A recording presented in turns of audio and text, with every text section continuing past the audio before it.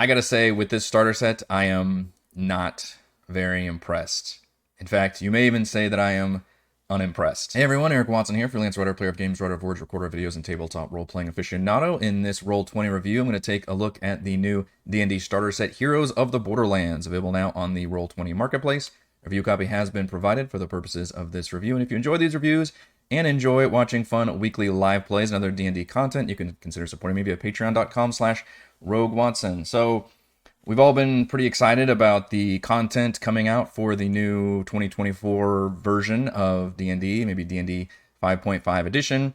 And Here's the Borderlands represents the next big starter set, which I've always said should have been part of the initial launch.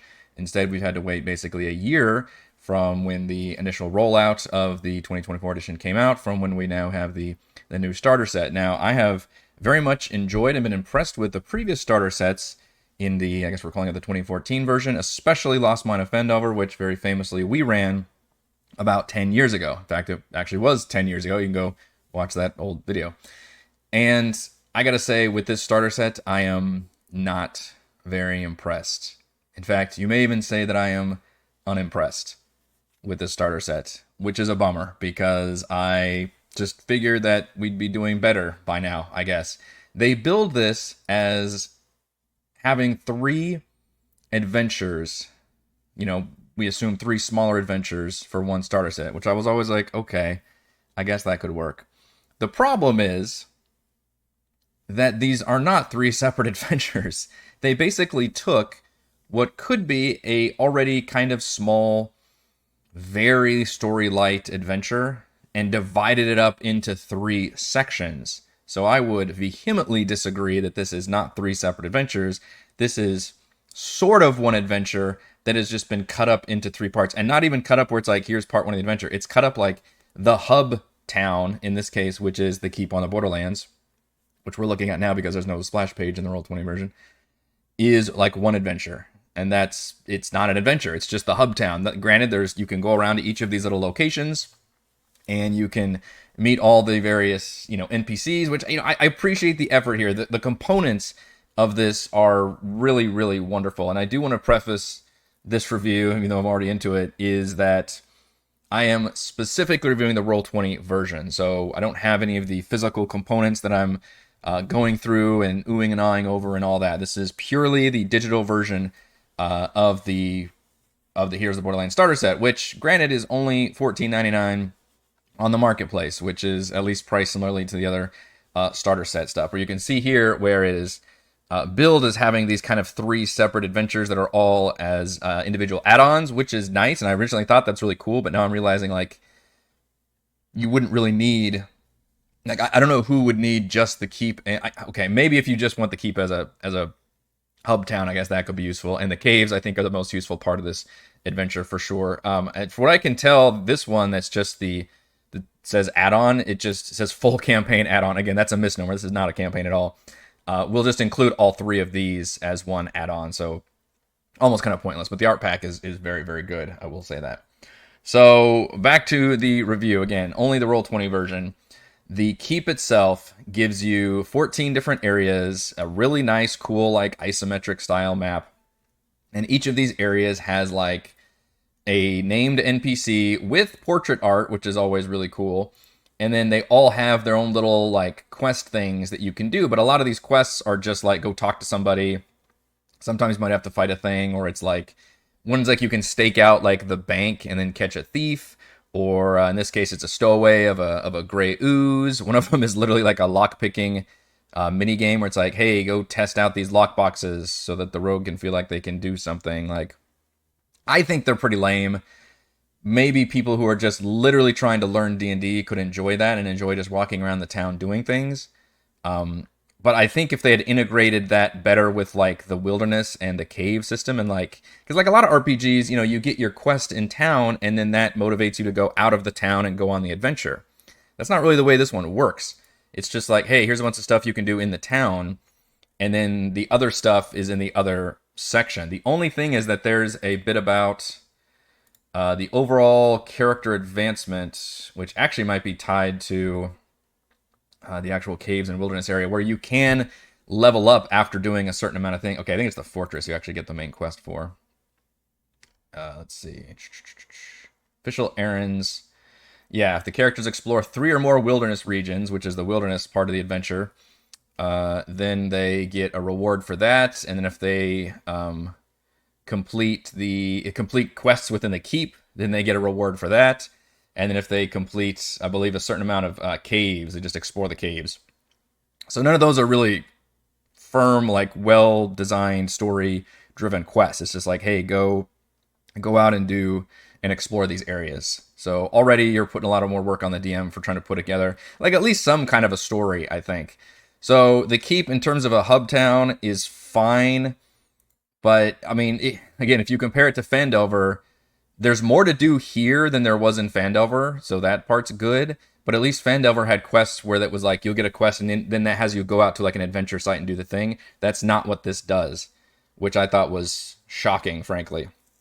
So in terms of just a hub town, I guess it's a pretty solid little hub town. But again, that's all like, and it's just this one map. It's this, which it's a cool map, and you don't need like a battle map here necessarily. Although I guess there was that part where you fight like an ooze or something, but that's all this is, and so there's not really any level scale or anything like that. So that's one adventure is the keep. Then the other two are the wilderness and the caves, and basically, the wilderness is just the area between the keep and the caves.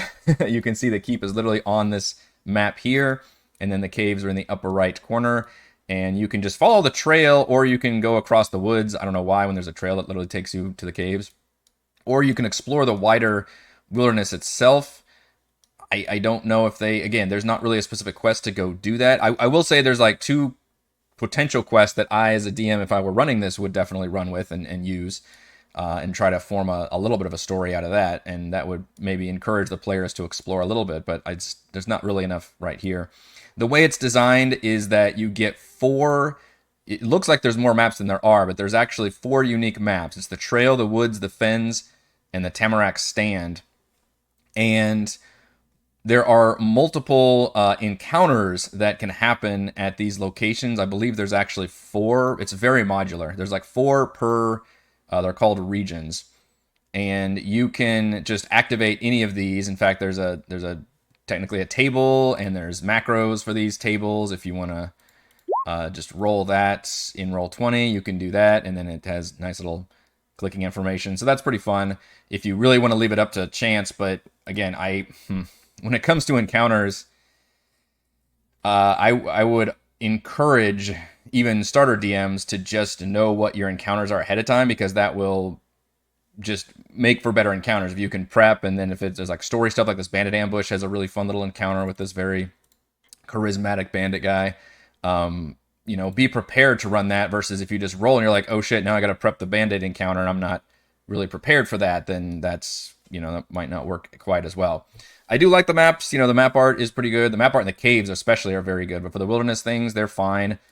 We do get really good token art throughout this entire adventure. In fact, it's probably some of the best artwork I've seen on an official D&D product when it comes to purely how it's translated into Roll20. So not just like beautiful, page art of scenes and stuff, but actual like character art of creatures and people that are then put into tokens and look really great on the map and tokens. And then of course the actual map art looks really good. So for the components translated into Roll20, this is absolutely amazing. And dare I would say just about worth the price alone, I think. Because again, it's not priced like a full adventure campaign. If you're just looking for some really good components, then these are going to be some really good components in here. Otherwise, I don't think any of the wilderness stuff is frankly very fantastic. I mean, it's all level 1 through 3. You're not going to find a lot of interesting stuff here. Like I said, there's the bandit ambushes. Kind of nice. There's a ritual the party can disrupt with some cultists, which again, unique art, by the way. This is not the cultist artwork found in the monster manual, which I'm very impressed with, because something they did do in Lost Man of Phandelver and the other starter sets is they just reused the monster art that appeared in the monster manual, right? Or I think in Lost Mine, Lost Mine actually might have come out before the monster manual. I'm trying to remember. It was a while ago. But in this case, we actually got new bespoke art for every single monster, I think. I didn't necessarily check every single monster, but I'm confident in saying that I didn't recognize any of this artwork, even though we use all the same, like 99% of the creature stat blocks are the same. So they could have just used the same. And my Monster Manual is new, right? Like it only just came out like, whatever it was, like 5 or 6 months ago. So I was very impressed that we actually got new artwork for all this, which is, again, a huge thumbs up for all that. There's like a lizard folk battle here and the fens that they can technically do. But again, there's no real story. It's just encounter stuff. But, with a lot of campaign stuff, you don't get maps for the travel encounter stuff. So it's actually pretty cool. I guess on the one hand, I was impressed that we got maps for this kind of things. It's like, oh, we're actually getting like maps and encounters and things for stuff that we don't usually get for that. On the other hand, they bill this as one of the 3 adventures. The other one was the Keep, which again is just a hub town with some kind of self-contained little mini quests. And then it's this Wilderness, which really doesn't have any quests whatsoever. It's just mostly battles, and then like you can talk to people, and again, the artwork is fantastic. It's amazing, but there's just...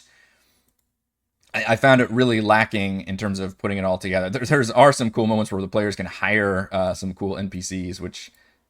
is always dangerous because the NPCs are A, very strong, and B, very cool, and you don't want to overshine your players, frankly. So the Keep can be useful. The Wilderness, I think, is the weakest of the bunch for sure, because it's just... And frankly, I think we all know, once you've played D&D a couple times, that just overland travel and encounters in that way are just not that interesting. The game doesn't have a great system for exploring, and because basically what it is it comes down to either you montage people from point A to point B, or it's a linear dungeon crawl where it's like the DM just tells you what things you stumble upon, versus a dungeon crawl which allows the players to explore that space and really gives them the power to take over. And we all know D&D, or we should know, I guess this is a starter set, you might not know, but that D&D works best with the dungeon crawl, which is why it's no surprise that the Caves of Chaos are my favorite part of this, even though I still don't think they're worthy about being called their own adventure necessarily. All this stuff is designed for levels 1 through 3. There's a weird bit where you can technically level up by just doing the Wilderness or just doing the Caves. See if I can remember where that is. Yeah, character advancement.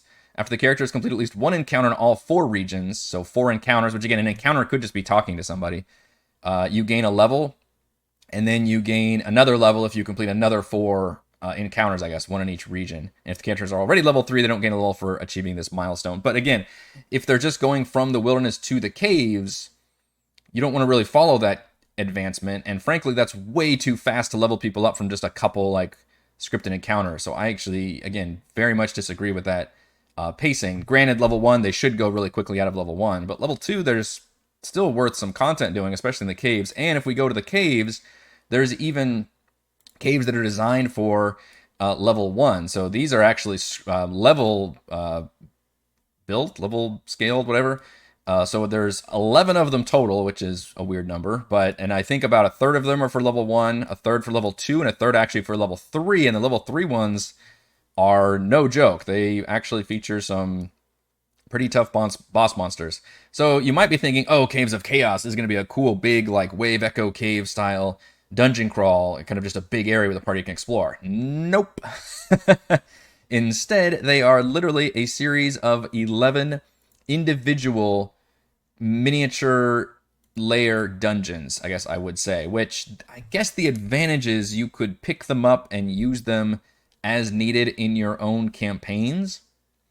But this is a starter set, so I would think the value here would be so somebody could just run their starter adventure out of the box.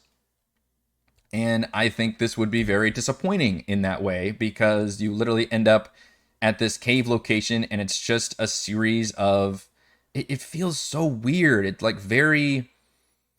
like a video game where you can just teleport into whatever, like, it's like you're selecting from a menu and you're like, all right, I want to go into this dungeon with this level and go. It's just bizarre. Like, instead of it being... and a couple of them are kind of interconnected, and there's some interesting things you could do with them, which I had some ideas, but just as designed, I was like, what are we doing here? So the starter, first of all, the starter exploration on the Wilderness and the first one on the Caves, which is Cave A, as you can imagine, are both, I guess, considered a tutorial, which they kind of break down exactly how things work. It says, like, hey, here's Like the fact that you should read aloud this certain text. Here's how you should set up combat. Yeah, describe the scene, place tokens, narrate the results. Like it really breaks it down as a tutorial, which I think I do appreciate this method of teaching the game, is that you want to get people just playing it as quickly as possible, and then you teach everybody as you go. So for that aspect, for a purely tutorial aspect, I think this is pretty good.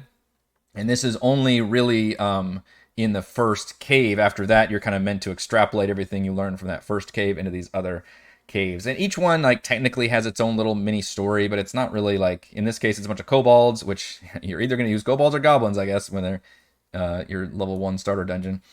Have accidentally gotten their hands on a wormling. They were just trying to steal eggs and eat them, but one of them hatched into a wormling, so they're trying to figure out how to do with that. So they're not even really hostile necessarily. And in fact, if the party can defeat these giant centipedes, and they'll be much less hostile, and they can kind of talk to them, and it just being a thing. There's a nice little pit trap at the very first area to get players all like freaked out about, only moving 5 feet at a time and poking forward if they need to.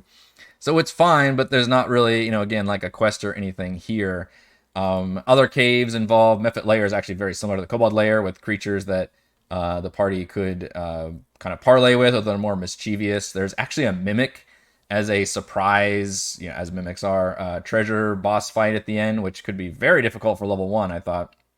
The Nothic layer is kind of cool, where this is a very creepy, kind of mutated wizard creature. I've used a lot of Nothics in my previous campaigns, so I like it as being this kind of boss monster here, but it's not initially hostile to the party. Instead, it's trying to research how to reverse becoming a Nothic.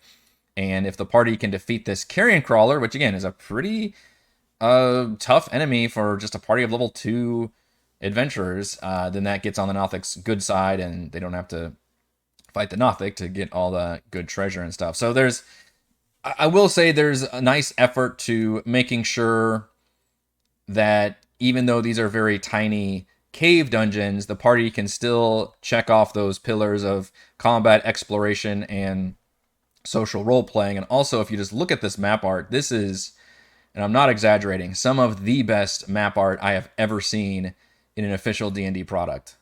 Full stop. I was absolutely floored when I first started looking through these caves. Like, every single cave map, it is this really cool, it's still obviously a top-down grid map, but there's a awesome three-dimensionality, if that's a word, to everything that just looks incredible. Where's some of the really good ones I found? I mean, they're all really nice, but you can just see like how good, I mean, like just, it's so cool. Like the way the stairs look, they just makes like it. I was so impressed with this, like so freaking impressed. I love this map art. So even if you are not thrilled about the lack of story here or anything, because they're so modular and you could kind of drop them in, these caves do have a lot of value for DMs who just want a little mini cave dungeon with some monsters, for low level specifically. Or you could, like, whatever, you could just use this map art for anything. I think, like, it's, again, this map art is probably almost worth the price of admission by itself. The ones I thought that were kind of interesting in terms of the story is in Cave E, there's an ogre, which, again, this token, like, God, I can't get over how good this art is. Not only is the map art good, but, like, we got new artwork for all these monsters, and they look amazing on the tokens as well. There's, like, bursting out of there. Like, that is so cool. And I am somebody who has never been super into miniatures, which I know is, like, blasphemous for a lot of D&D players. But what I appreciate is really good 2D art that I can use as, like, standees and stuff, because I think that honestly looks better than minis. And this is just some of the best. It's amazing artwork throughout. They can show up at this Cave E and actually recruit this ogre, Ugdug, as a, like, hireling by paying him. I thought the most interesting part, though, was it mentions in the cave that Roll20 is still loading. Cave E, there we go. That his brother, let's see if I can get to this point. Ogdug said, if a player asks him about the off-limit caves, he sighs and tells them that his brother was killed by an owlbear in Cave G, and cultists later animated his half-eaten corpse, which now guards the cultist lair in Cave K. Well, that's a cool quest. Like, why not run with that as an interesting quest that the party could just discover organically by stumbling upon one of these caves. Maybe he fights them for a little bit, but then he tells like, oh, you guys are strong. Maybe you can help save my brother. And he might not even mention the fact that his brother's been animated and he can, but as the players kind of talk and maybe they'll discover things and maybe that would be a shock for them that like, oh, your brother's a zombie. And he's like, brother, and all like that could be a really cool idea for a quest. And that also leads them to another area. So that's, for example, how I would design a quest over it. Caves D, E, and F, I believe, are all connected, which is kind of interesting. So you can see there the cave D, and then E and F are connected by a secret door. There's a giant spider here in the cave D area. So some of them are connected, which is nice, at least. And then the kind of main quest in here, again, there isn't one, is that cave K and G are connected, which has this evil cult, the cult of chaos or something. This is where the owlbear is. But there's a cult that hangs out in cave G. There's a really nasty white, which white's got a huge glow up in the 2024 edition, by the way. They have twice as many hit points, and they're just really nasty. This is the only one that I've noticed that is actually slightly different than the Monster Manual version of the white, because that version has the life drinker. Sorry, it's called Drain Life in the white, regular white, and that's the one that reduces your maximum hit points. And if it reduces it to 0, then you rise up as a zombie. This one has been slightly tweaked to say that instead of doing that, it just deals necrotic damage. Although for some reason Roll20 doesn't mention it, but trust me, it does deal the damage. It's a saving throw. There we go. And then whatever damage it does, it gets to regain hit points, and it can use that as part of its multi-attack. So that's one little difference I noticed. But there's no compendium with the Roll20 version of this adventure at all. So it's not like this, I guess, counts as a fully new creature, which is... So there's no compendium where you can drag these monsters with their new artwork that I can tell, but there is an art pack, which is always included in these Roll20 packages. And that art pack, as you can see, includes all of these tokens. So again, that right there is almost, with this combined with the maps, I think is probably honestly worth the price of admission, even though there's no real story and I'm kind of disappointed with the whole product in general. But like, again, in terms of the pure components, like there is some amazing, like all of this is available as token art, and then you can slap that onto your game. And then you can, I'm on the GM layer right now. You can then make that whatever, creature stat block that you wanted to. So that's really cool. I like that feature. So yeah, the main quest, G, and then we go to K is kind of, I guess, a final boss fight, sort of. Unfortunately, it's kind of, they divide them up. There's this guy who's a cult fanatic, I believe, and then I'm not actually sure what stat block Ivlis is off the top of my head. She's a cult leader, but she's got like... Maybe she might be a mage apprentice now that I look about it. Maybe a version of mage apprentice where she has like chaos blast, and then she has the command spell she can use on a recharge as part of her multi-attack, which is interesting. But again, they fight her alone, which I think is a mistake. I would put her as part of this. I would make this a big, cool final boss fight of this like not mega dungeon that we're in. There's the ogre zombie guy. Because he can like raise this. He has this. Okay, so there's a quest in here where... Or not a quest. There's a thing in here where this dude can use a bell, I guess it's this, to raise the dead. So he turns all these tokens into zombies or skeletons, and that becomes a big battle. And the party is supposed to somehow know that they can take this bell, chaos bell or something, and submerge it into a spring, which is one of the encounters in the wilderness area. So that could also be a quest. Like, why was this not like give the player that quest? Say like, hey, we're worried that these, I don't know, somebody from in fact, I think one of the leaders is supposed to be like a former priest of the keep or something. Is that true, or did I make that up? Like somebody stole this artifact from our reserve and we think it's dangerous. You need to go retrieve it.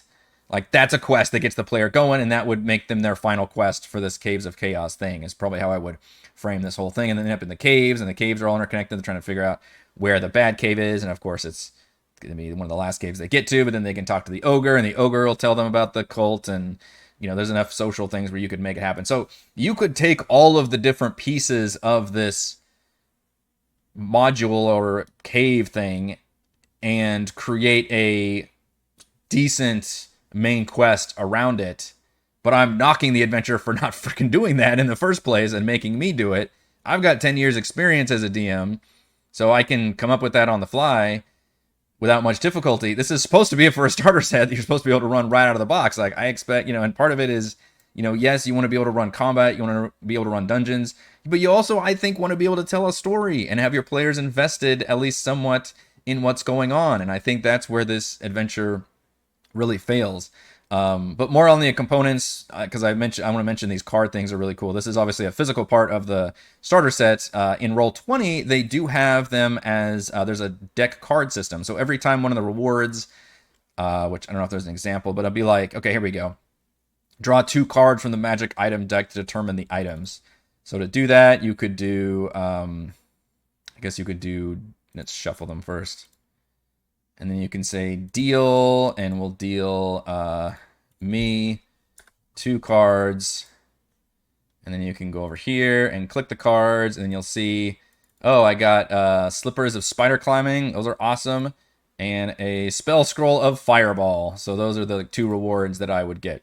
So that's pretty cool. I like that. And the fact that they're all, listed as full cards here that the players can grab. I believe these are all typical handouts as well under their own handout section. Yeah, so you can also just show your players, whatever handout you want. From there, I mean, we actually got artwork for the spell scroll. That's pretty nifty. So the art is not part of the items, I'm noticing, at least on here. Some of them aren't, but they would be yeah, we do get art on here as the handout. So you just remember to click on that, click show to players, and then that will appear as handouts for your players. So, thumbs up on the components, thumbs up on the actual map art and stuff, but yikes with the, what are we doing with this lack of storytelling here? Is Phandelver really still the gold star that was 10 years ago? All right, let's go over my pros and cons, which I've kind of already been doing for the Heroes of the Borderlands. Pro, gorgeous full color map art. We get, 11 of these caves. We get 1 Cave of Chaos wilderness map. We get 1 Keep on the Borderlands region map, and we get 1 wilderness region map, and then you get 4 wilderness battle maps. So whatever that adds up to, that's, 15? 15 battle maps and 3 region maps is a bunch. That's a lot for such a small thing. That's probably more than Lost Mine of Phandelver altogether. But again, Phandelver had really, really big ones, so it's hard to compare. They had, Wave Echo Cave alone was gigantic. Pro, best in class token art. I'm going to stand by this. I was so friggin' impressed. Close this. There we go. This is a good page to look at. Just the fact that we got so many named NPCs and they gave artwork for every single one of these NPCs is very impressive. And then all the new creature artwork, I don't think if any of these are copied from the monster manual. They might be. I think the giant spider and carrion crawler might be from the monster manual. And I'm trying to remember off the top of my head, but a lot of these are brand new. A lot of this artwork is totally new, and we have not seen it before. So we got brand new artwork for all these creatures. Again, huge thumbs up for that, and just the components are awesome. So that includes over 24 named NPCs and creatures for a total of, I believe, over 50 of these tokens. Pro, the add-ons are divided into 3 things. I'll include that as a pro because I do appreciate when Roll20 does that, but you're going to see my reasoning why I think that's kind of dumb. I mean, I guess you can be like, oh, I like the caves and I like the keep, but screw the wilderness. Then you can do that. You can just add these 2, which is good. It includes 4 pre-gen PCs, levels 1 through 3, including 2 different versions, because when you reach level 3, you get the subclass, and they actually, instead of forcing you into one of the 4 subclasses in the player's handbook, they give you 2 options. So you can choose, for a cleric, you can choose the life or light. For fighter, you can choose champion or eldritch knight, which, yes, means if you go champion, you end up with a pretty good intelligence score, because they have to give you an intelligence score to make sure you're a decent eldritch knight. So you end up with a 14 intelligence as a champion.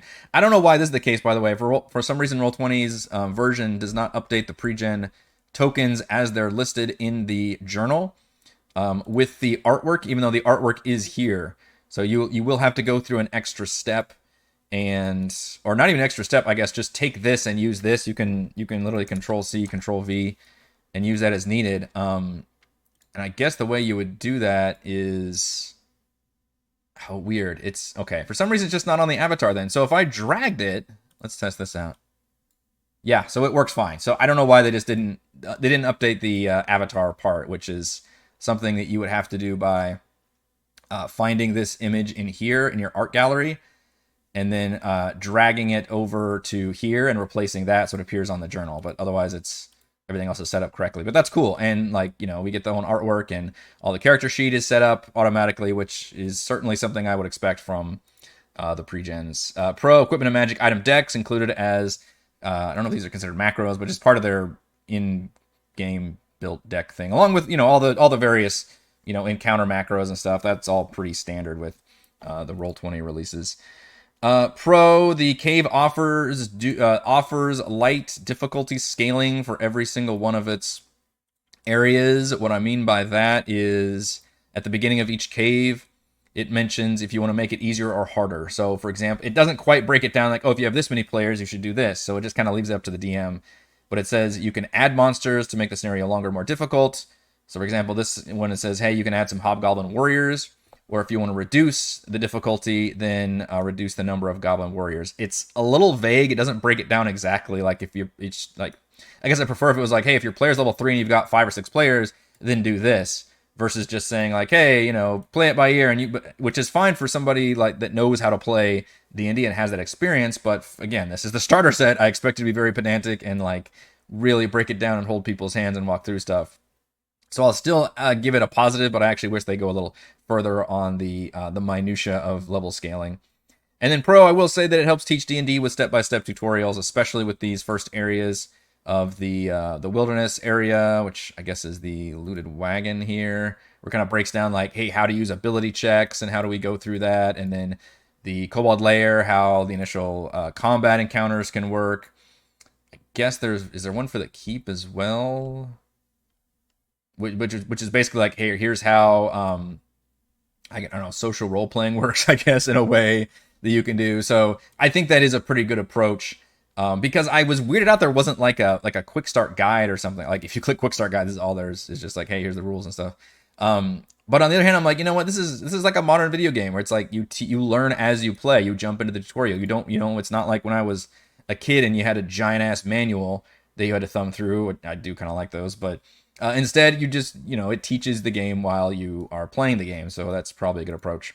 Cons: there's no storyline or main quest here whatsoever, which is just crazy to me.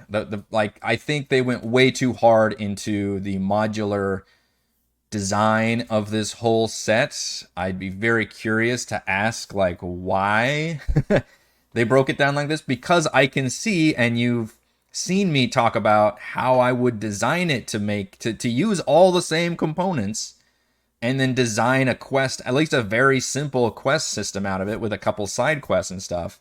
Would have been how I would prefer, and how I can, if I were a new DM, I could see like, okay, I can see like how I motivate the players to go to this area and give them like, and you know, give them like a little, like one of these magic item equipment things, but have it list quests on it too, and like side quests, so we can help track that kind of thing. Be like, okay, what are we supposed to do? Who gave us the quest? And then how does this proceed? You know, give me a couple of those versus having a whole bunch of just bullshit miniature nothing quests in the keep, and then having like each of these little caves have its own pseudo storyline thing going on. I don't know. I just think it was very disappointing for me. I will say as another con that none of these 3 adventures count as separate adventures. I think that is extremely disingenuous. Maybe even not bait and switch, but I was very upset about this basically, because I'm feeling like, okay, what is a mini adventure? And I've gone over a lot of times what I consider to be the difference between encounters and layers and adventures and campaigns and the lengths and depth of all these different things. So these are not adventures. I wouldn't even necessarily consider the Caves of Chaos to be an adventure. I would consider it to be a series of layers.